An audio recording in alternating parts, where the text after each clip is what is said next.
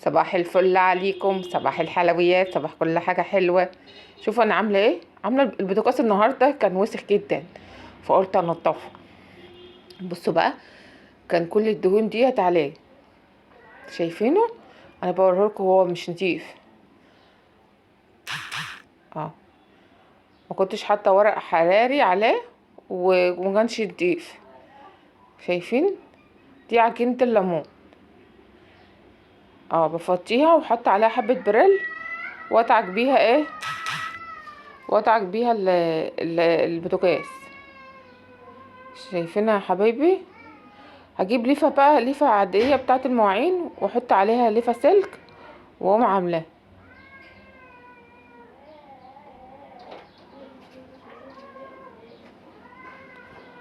بعد ما اعملها كده اقوم جايباها بقى، رايحه غاسله ايه، غاسله البوتاجاز بيه.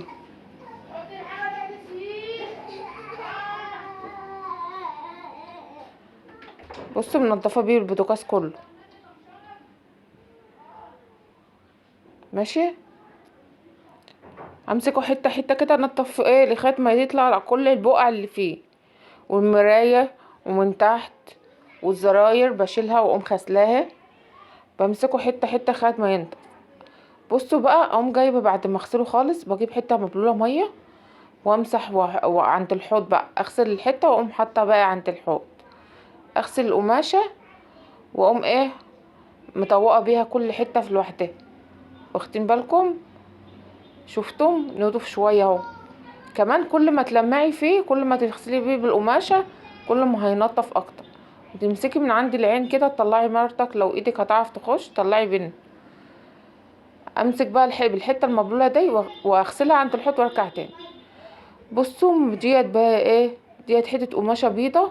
انا بحب القطن قوي بصراحه في كل حاجه، في المرايات، في البوتاجازات، اي حته قماشه قطن. شوفوا انا بوريها لكم اهي، هي قطن.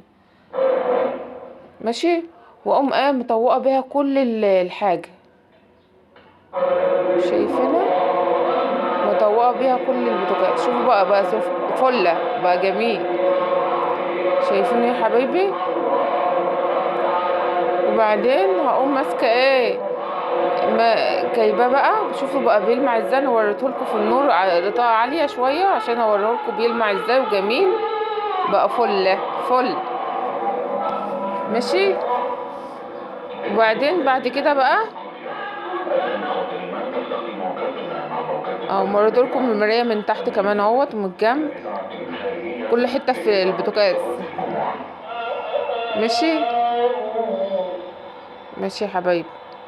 بصوا بقى، بعد كده بقى اقوم عامله ايه، غاسله الحمالات بتاعته برضك، وغاسله العيون بتاعته على الحوض بليفه السلك وبرضك والعجينه الليمون. وبرشه الاول بالبخاخه بتاعه مزيل الدهون الحمالات، وبعدين اعملها بعجينه الليمون. بصوا بقت جميل ازاي، شايفينه اللمعان والحلاوه. انا حطيته بقى الورق الحراري وحطيته بحته من تحت من عند المرايه زي ما انتوا شايفينه كده بتفاصيله. ايه رايكم؟